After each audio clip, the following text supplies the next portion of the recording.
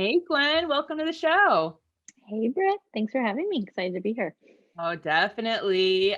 You know what? I have to admit, I really respected your email the other day when you said, "Hey, time zones got mixed up, and it looks like you're going to interview me at 9 a.m. and that's not my best interview time." And I was like, "I feel that." Anyone who knows me, I'm much rather work at midnight than 8 a.m. Much rather. Oh my gosh, I know. It was actually 7 a.m. I'm like, oof, Oh that's my gonna God, it be was 7 a.m. It Oh was my 7 a.m. And I'm like, yeah, hell I'm gonna no. have to hard pass on that for everyone listening. This is a much better version of me. Yeah. So it's been interesting. My business partner for Coyote Ventures, Jess, lives in San Francisco. I live in Raleigh. hmm And so finding times, I'm like, all right, we can't book anything before my noon because it's too early for her. Because Yeah, we'd rather have 8 p.m. meetings. So yeah, I just really completely. respected your email. I was like, I feel that. Yep, Well, let's thank you. I reschedule. appreciated that. It's just like this is for everyone's benefit. Well, let's kick off your interview with your background. Our listeners love to learn more about our guests in terms of where they're from, what did they study, Mhm. did they have a career before they ended up in FemTech? We normally, didn't say in high school that we wanted to be a FemTech inventor, right? So how did you end up here? Tell us about your story. Yeah, absolutely. So I guess you could call me a serial social entrepreneur. I dropped out of college when I was 20 and started my first business. I was studying and living in Europe at the time. Studying industrial design, really at the intersection of kind of human behavior, environmental sustainability, and product design. Well, what And I'm just country like, in well, I grew up in Houston, Texas, which is kind of like a country.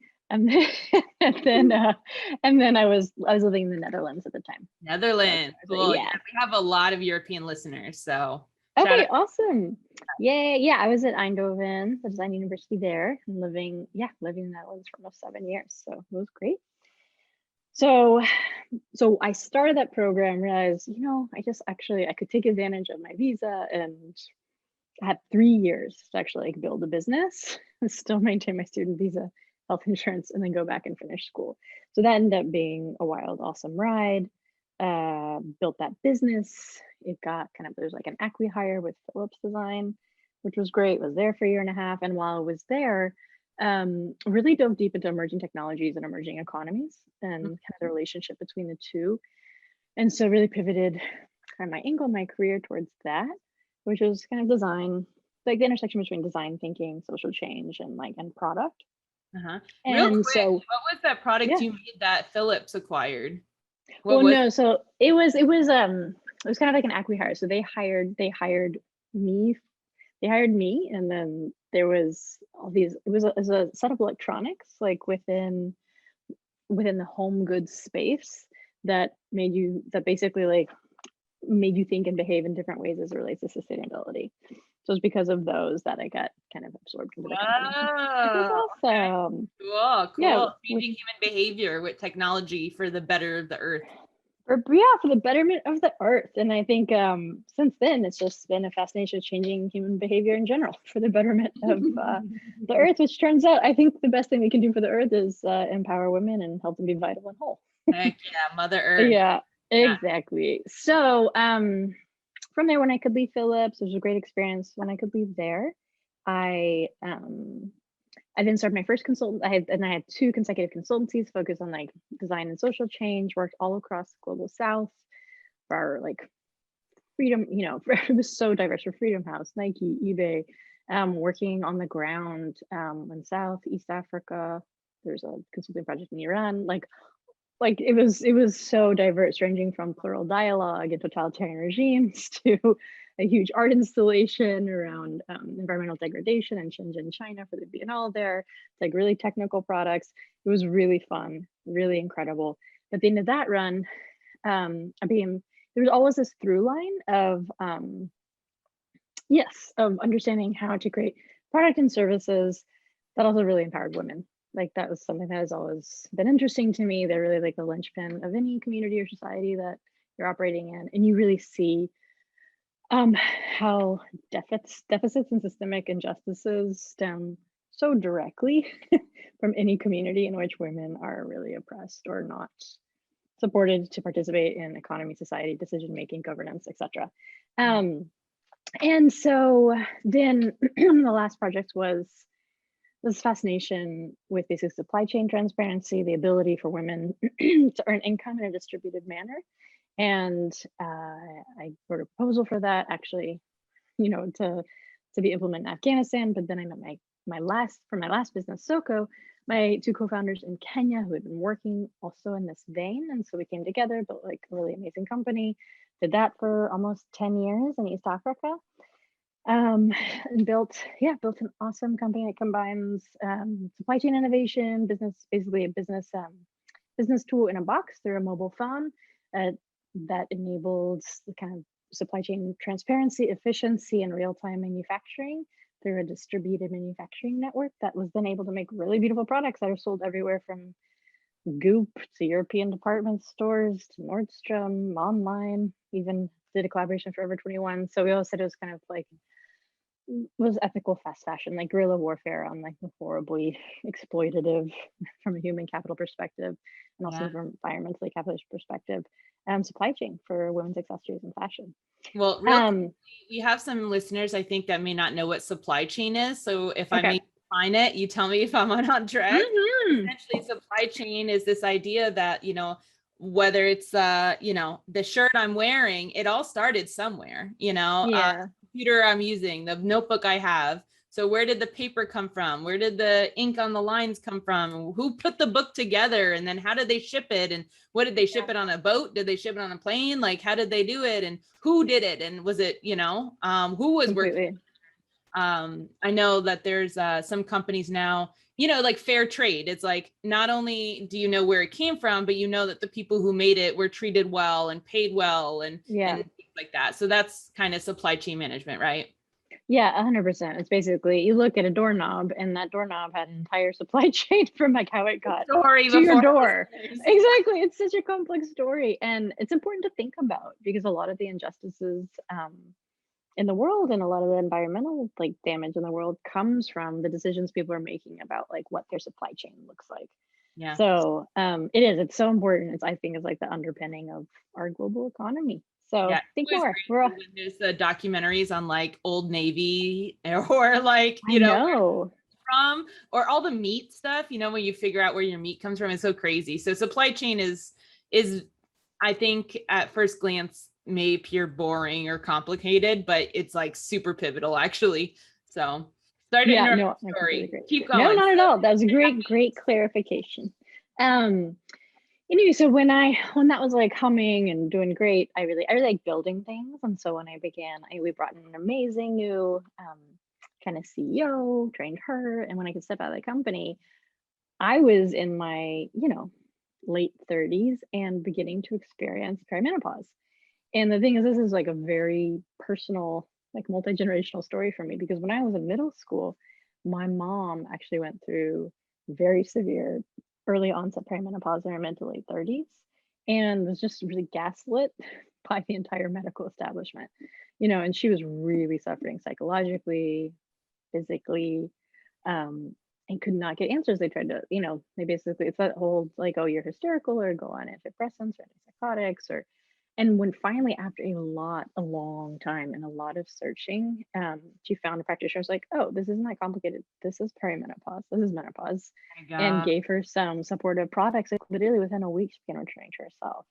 And so seeing that probably was the most formative experience of my life, to be honest. Because at that point, I'm like, whoa, it's just kind of all gelled. I was in 7th grade. I'm like, I see this entire world I live in is just like our interlocking puzzle pieces of like sexist, racist, biased industries that are really bought in to exclusion and oppression of the majority of the world's population.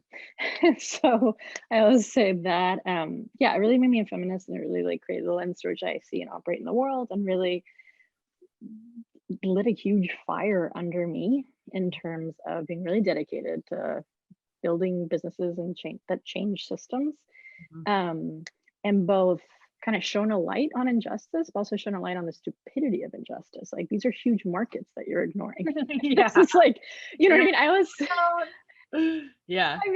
I always say like, especially within a capitalist society, it is so funny. Like I would say like North America or like the United States is so profoundly misogynist, because if you can, and racist and all these other issues, because literally you can be like to the core capitalist, but if you're ignoring this huge market opportunity because of your biases, I'm like, oof, it's like that's a real profound gesture and admission Uh, to yeah. social fabric.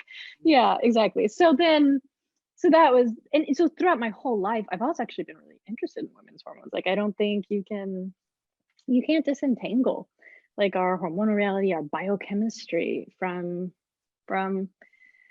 culture and technology and innovation and all of this stuff. And so even when I was in college, I was saying different things, but I would take an endocrinology class. I don't know. It's really, really fascinating to me, and especially being like so enmeshed in the business landscape, Mhm. really realizing too, like the lunacy of how business culture is developed. Like we, especially when we're still cyclical, we have 4 different kind of seasons in our monthly cycle, and each of those are really represented by very different um, like hormonal and psychological um, kind of gestures, that our bodies are making. And honestly, business could really, really benefit by empowering women to schedule, like, this is the quarter of the month that I should be negotiating. This is the quarter of the month I should like retreat and do all of my creative work that will completely propel this business forward.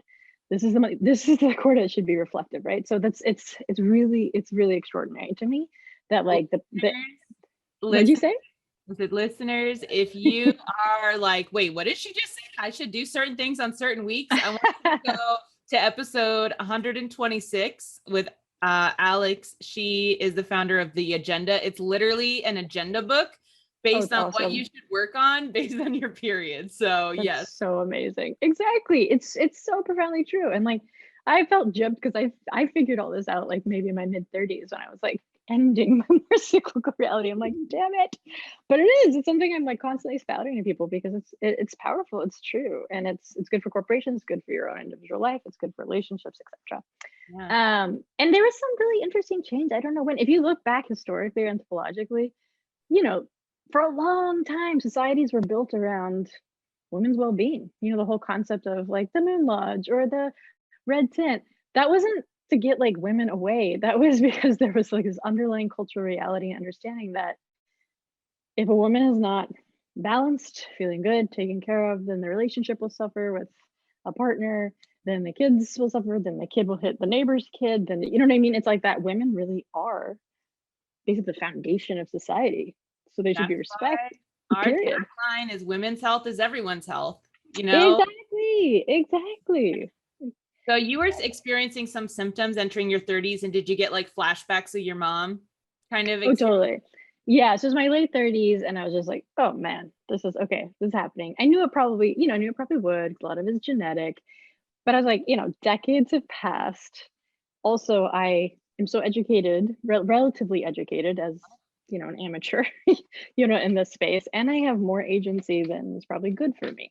This should not be a problem for me to like take care of myself. And I was shocked, like nothing had changed. I went to like multiple OBGYNs, multiple natural, like basically some natural practitioners. And I'm just like, oh my God, especially within the medical industry, I was like, how do I know more than this doctor who specializes in women's medicine? But then I dug deeper and it turns out like, only 2% of general practitioners get any education in menopause. And we're talking about half of a woman's life. My God. Even OBGYNs, less than 30% actually take, I think it's like even an elective, it's like it's a matter of hours that they're exposed to be educated about this space. And it's huge. So yeah. So I was And really that's shocked. probably for menopause, not necessarily kind of a quote unquote outlier like yourself that was going into menopause at your non-traditional time, which Yeah, leads to what your mom experienced and maybe what you experienced, which is doctor saying, no way are you in menopause. No way. We have had so many founders on here saying, I exactly. was 22 and I knew I had breast cancer. And every doctor said, no Exactly. way, you're 22. And she said, I knew something was wrong though. Right. And like, we have to Exactly. advocate for ourselves. So what happened? We really do. Yeah. And I would get ridiculous things like, but you look young. I'm like, what does it have to do with my internal biochemistry? You Ah, know? They're like, I'm just like, are you kidding me? I'm just like, it was unbelievable. Yeah, so finally I found a doctor that would work with me. But what was so interesting is she would work with me, but then I ended up being kind of self-practitioning, which wasn't a good move either. Because she was open to be like, sure, you want bioidenticals, you want this, you want that, but I'm not a doctor, I'm not a specialist in this. So there was like a lot of trial and error. I really respected her approach, which was like, I listen to how women feel, and then I give prescription. I prescribe based on that because that's just as important as blood tests, which can fluctuate throughout the month and all of that stuff. So I was really trying to link those two. But it took a long time. It took like a couple years to find a doctor, which actually ended up being a man, that would work with me effectively. And then so I started my journey with more of a pharmaceutical approach. Eventually got the bioidenticals, and then eventually just really transitioned off of those, because the more I researched, the more I understood. It's like the goal, your hormones aren't static. It's not like at 35 your estrogen starts declining and then eventually it's really low. And this is a lifestyle, diet, meditation, reducing stress, all of this stuff. Actually, those are all your hormonal partners in figuring out what your kind of the journey of your hormonal change, which is going to happen to everyone, is going to be. And pharmaceuticals really can take over your hormone pathways. And I would say for me, I really believe in the path of like, look, you get dysregulated, the point is to like come back to balance, and you're going to have to be on a constant journey of like getting back to balance and regulating your hormones. And I personally think herbs are the best way to do it. They're what we call amphoteric, which is, for example, at 35, you have an overproduction, hyperestrogenic of estrogen, because your progesterone starts going down due to stresses. And so that crazy like PMS, the insane stress, then the crazy like heavy bleeding and PMS that happens kind of in the next phase. All of that is actually influenced by not this increasing decline, but oftentimes hyperestrogenism. And then just this roller coaster, which is supposed to be like this once a month, it's like throughout the month constantly changing and up and down. And then that's also influenced by all the xenoestrogens that are what we eat. They're in the air, they're in the meat, they're in the meat that we eat. Oh my gosh, yeah. They found the air? What are you talking about? The air. Yeah, they found xenoestrogens like in the Arctic in the air. Like they're everywhere now. They're from us, or is that natural? No, they're from us. They're from our emissions. Because esters are esters, which bind your estrogen receptors in your blood, like those are found in plastics.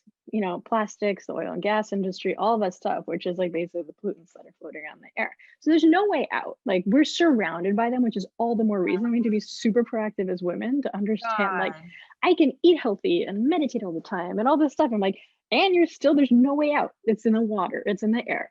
Like, so be very serious about the fact, like, yeah, why not get support from herbs and plants that we co-evolved with for millions of years to help balance and regulate our hormones, so that our perimenopausal and menopausal journey can be really smooth and enjoyable versus incredibly stressful, shameful, misunderstood, misdiagnosed, etc. Oh my gosh. All right. I want to talk more about the menopausal journey, but tell me, what is Wile? So you had all this, you had this perimenopausal experience. It was years, you educated yourself. Obviously you love Mother Earth. You're like, oh my gosh, I'm stuck in this Ziploc bag pollution. Exactly. So what is Wile? So basically when I set down my last company, I was like, whoa, okay, now I'm personally experiencing this. I have multi-generational kind of lens. I have a passion for this space. I'm like, and it's also clearly there's cultural appetite now, which is wonderful. Like we have Gen X is now, I am Gen X, we are now the demographic that is most symptomatic. And Gen X, we demand a lot. We want to take care of ourselves. We're hungry for information. We're really, well, yes, unfortunately, there's still a pervasive kind of shame about talking about it. We won't ignore it. It's still very central. We think about it. We do the research. We talk to our closest friends about it. So from a market appetite perspective, it's also we're right there and right at the epicenter of it. And then I was like, well, great. I've built multiple businesses and I have a personal passion for this. And I was like, this needs to happen, because I see there's a lot of companies out there, and I'm so happy those companies are driving dialogue and normalizing the conversation around this.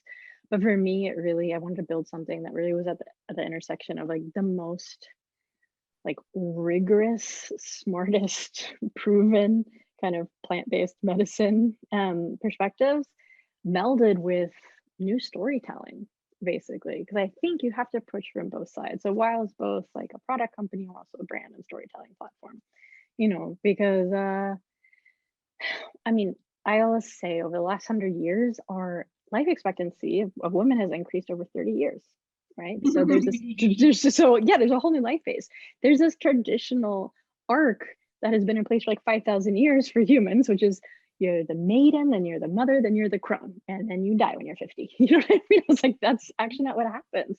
So we have this whole third phase of life, which we're calling like grown women. You know Yeah. what I mean? Like Which is, Queen of England, if you looked at every like royal king or queen yeah, of England, they never lived that long because of, humans yeah, because you, exactly.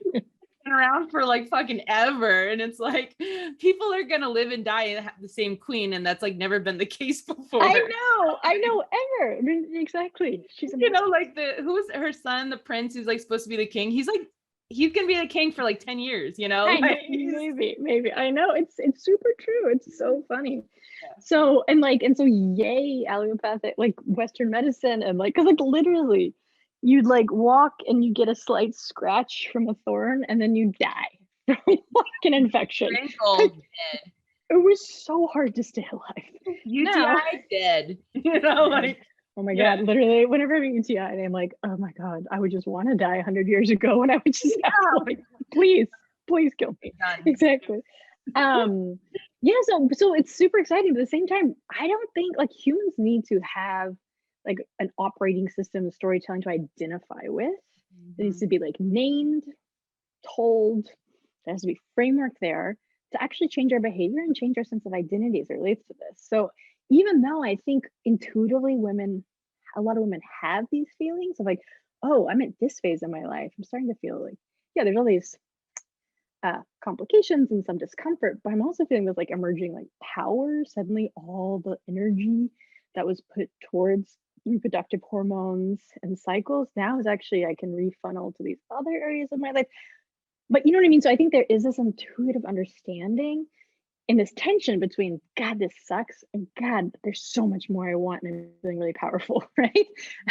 But unless there's a story to point towards in a cultural movement, identity framework, it's really, really hard to act on that and kind of see like exemplary paths through that to make sure that women are able to take advantage of all the awesome, truly all the upside and awesome opportunity that being postmenopausal brings. Wow. So I brought you onto the show thinking you just sold supplements. And what I'm getting is like you actually are like designing a way of living and self-exploration. I'm like, she still hasn't even brought up the tinctures yet. Like she's still I know, no, I haven't. Because I mean, this is the foundation. It's like we have to change the story. So cool. Yeah. So that's the foundation. And then on top of that, we've developed products that I'm super excited about and proud of. Like we've talked to hundreds and hundreds of women experiencing perimenopause. And right now, it's manifold. Like the products on shelf that are really being sold for menopause, most of them are like marketed to grandma, or if not, like someone in their 70s like drinking white wine with ice cubes in it, like living life. You know what I mean? Like it's a very different demographic than Gen X. I am Gen X. I feel like more vital, more sexy, more powerful than I have in my entire life. Yeah. What are the yeah. products on the shelf currently? Are there products on the shelf currently for symptoms of menopause? And are they treating perimenopause too, or no? So that's also the problem, right? Because I will answer your question, but first I have to contextualize it, because like one thing that makes me really mad is that everybody's like, oh, it's menopause. This is blanket statement. Everybody uses that word wrong. And I think we have this in multiple parts of culture, right? When you're not specific and clear with language, it actually opens up the wormhole for like stigma and confusion and misinformation. Menopause is 1 24-hour period, 365 days after your last period. That's it. Then After that ends, you are postmenopausal. Before that, you are perimenopausal. And so we really do need to call it for what it is, because these are very, very, very different life experience and life journey. So yeah, there's products and it's menopause. It's like always like screaming menopause kind of on the label. And there are a couple products. And that's it. What'd you say? You're either peri, or post. You're never actually menopausal, because No, it's the title of a the drug. day. Exactly. And because menopause is so stigmatized too. I mean, menopausal isn't even like a thing. It's a 24-hour, but people are like, she's menopausal. I'm like, I'm sorry, you can't talk about like a 50-year life like span like with that one word. That's incorrect.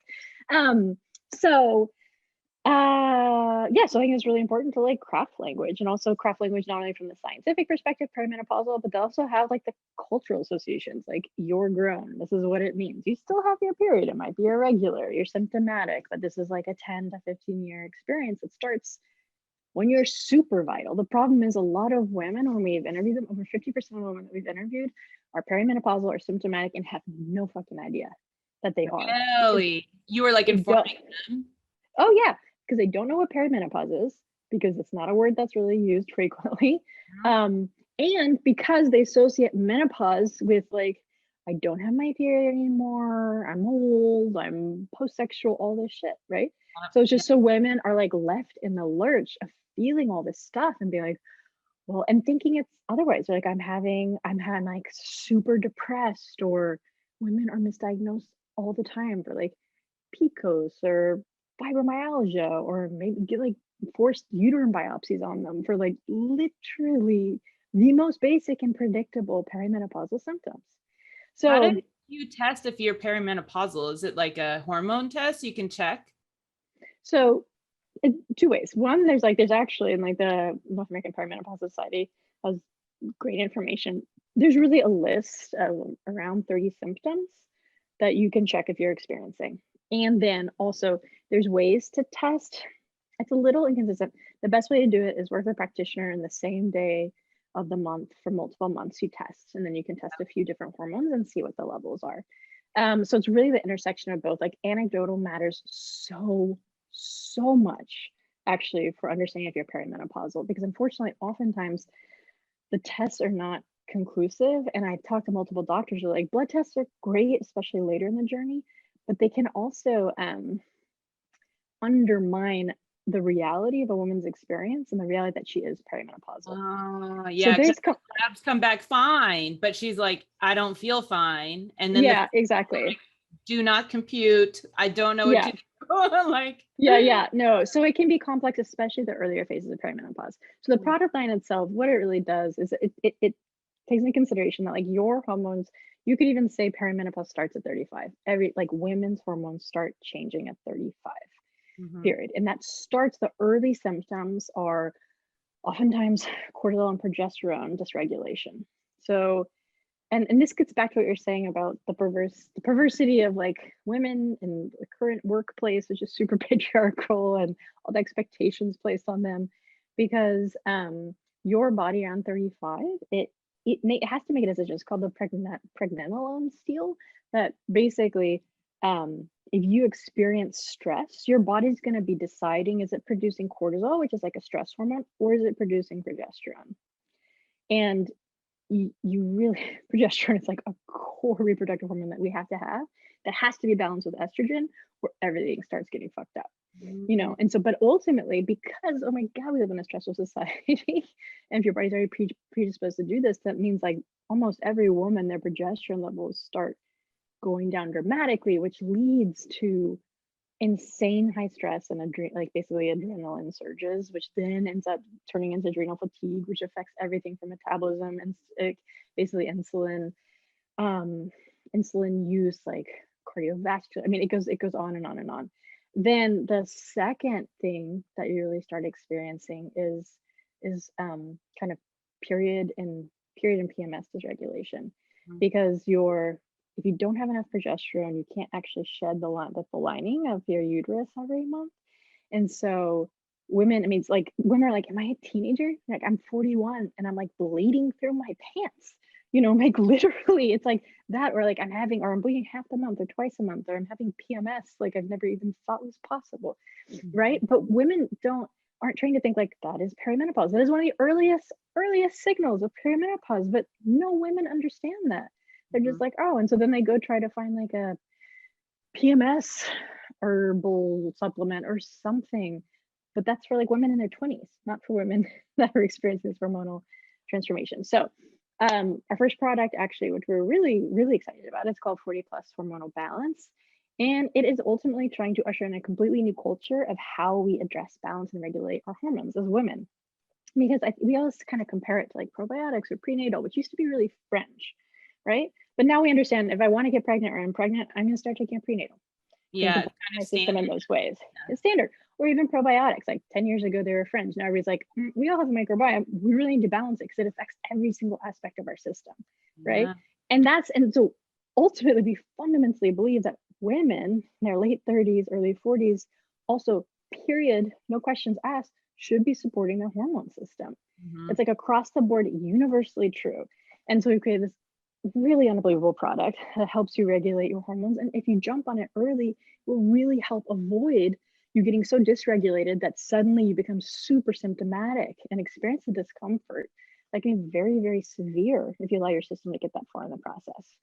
So that's the first product. The second product is menstrual regularity, which oftentimes if you haven't kind of started that type of hormone bolstering and support early, that's the first symptom. All my friends are just like, what the fuck is going on? You know what I mean? So really helping again balance like estrogen and progesterone, but also supporting all of the other symptoms, that come on with PMS. But for us, it's really unfortunately the products on the market, it's like either phytoestrogens, like really, really focusing on hormones, or like a phytoserotonin that's really, really just trying to calm the nervous system, Mhm. because that can also be responsible for like vasomotor symptoms or some of the stress. Like you really to be able to appropriately or holistically support women in this life phase, you really need to approach it from both sides. Yeah. And that's why our products contain phytoestrogens, phytoserotonins, phytodopamines, adaptogens, nutritives that make all of that more bioavailable. I mean, it's we're talking about such a complex system with like crosstalk and feedback loops that you really need to approach it and consider it in that way. Then we Mhm. have a formula that's unbelievable for when you get a few further enough along in the journey and you haven't been able to, and you just found us and you have not been in the practice of balancing your hormones. One that's really focused on like hot flashes, vasomotor symptoms, night sweats, etc., using really combination of like the most age old, like proven herb, which is actually salvia sage, with, for us, like the most clinically, like the it's called Liphodon, and it's an extract of the hops, and it's 8-prenylindrin, and it's the most concentrated form of a specific type of phytoestrogen that has the most powerful clinical data we've ever seen. So the results are amazing, and we really love approaching from both those sides.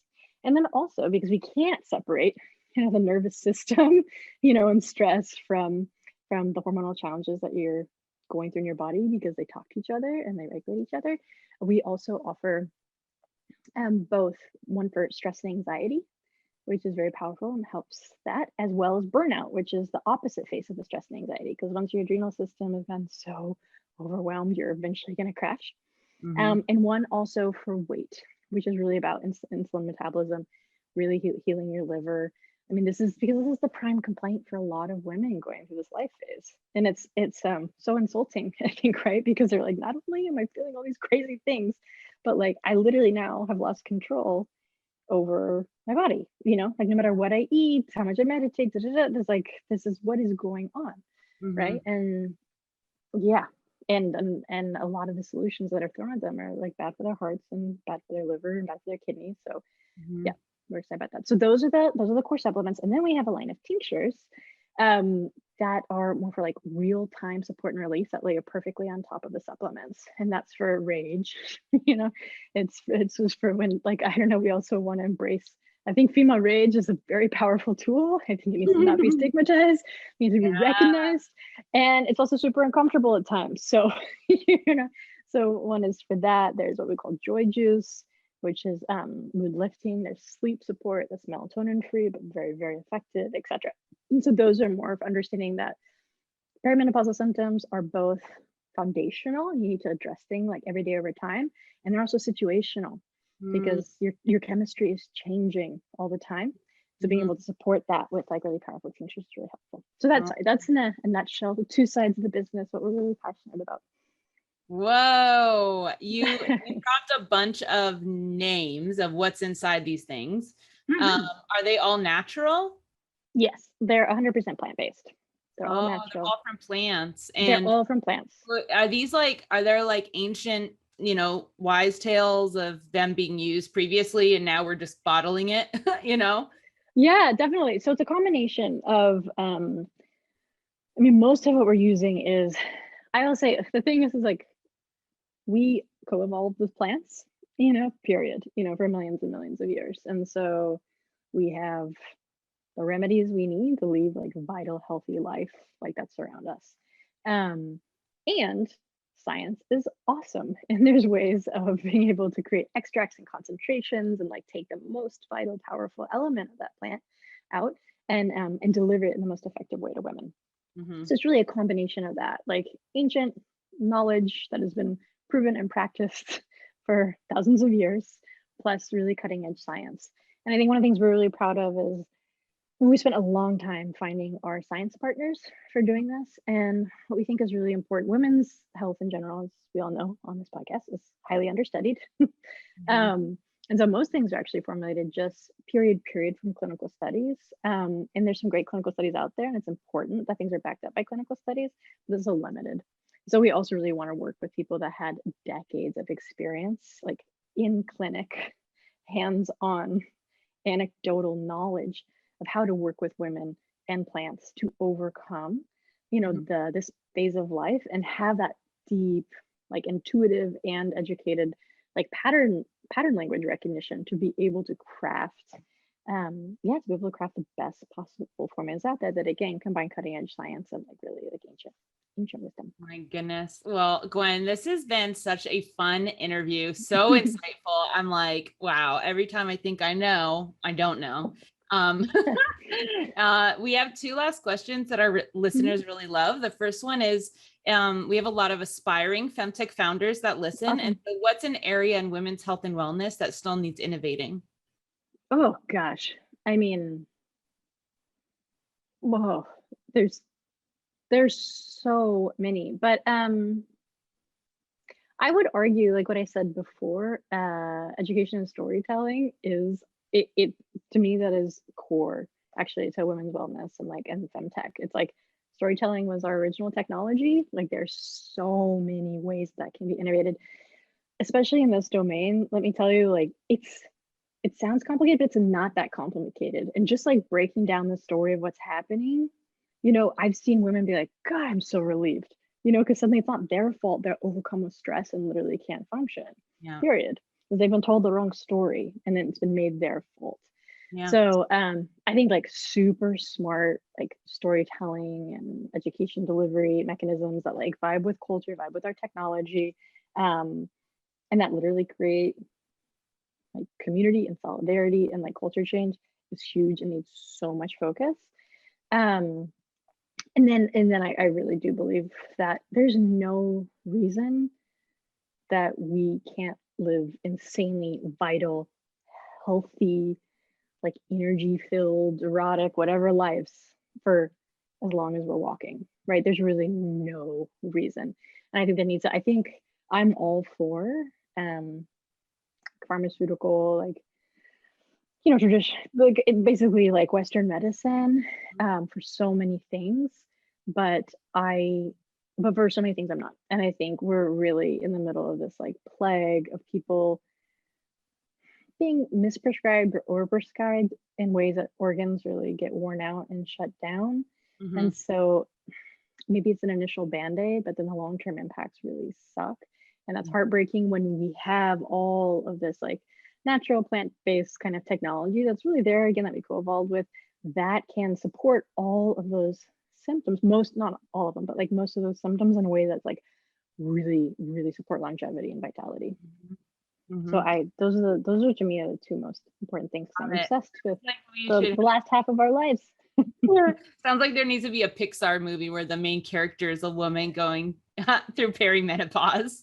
I know, seriously. But like it is a super badass. It's like, I don't know. And then she gets powers. So menopause is actually really cool. Like at midnight, she gets her powers, like. Oh my God, so awesome. I mean, seriously, once you're postmenopausal, like you're in this like you're actually the hormone stage you're stuck in is like this super balanced, powerful, like clear-sighted. I mean, most like there's only a few mammals that experience menopause, and we're the only mammal that experiences menopause where leadership is not postmenopausal women. Every single other mammal, which makes so much sense because they're able to make decisions not based on reproductive hormones and all those like subconscious like instincts to, like procreate and make the most powerful progeny, etc. So I think that's where we got to be at too. The wisdom. My gosh, I have a lot of ideas, but we're running out of time here. So okay, great. Our last question is, what do you think the FemTech industry as a whole needs the most right now in order to be successful? Yeah, I mean, I think it needs funding, which is one of the reasons I'm super excited about what you guys are doing at Coyote. I mean, it really does. There's a ton of brilliant women out there with amazing ideas, patentable technologies to interesting concepts, etc. And it's a weird uphill battle. And there's also a lot of internalized kind of stigma, even amongst like women funders as well. Mm-hmm. So that it needs to be normalized, and the data just needs to be seen and believed, and I think period, but like why it's the best possible investment you could make. Love it. Gwen, thanks so much for your time today. Thank you so much.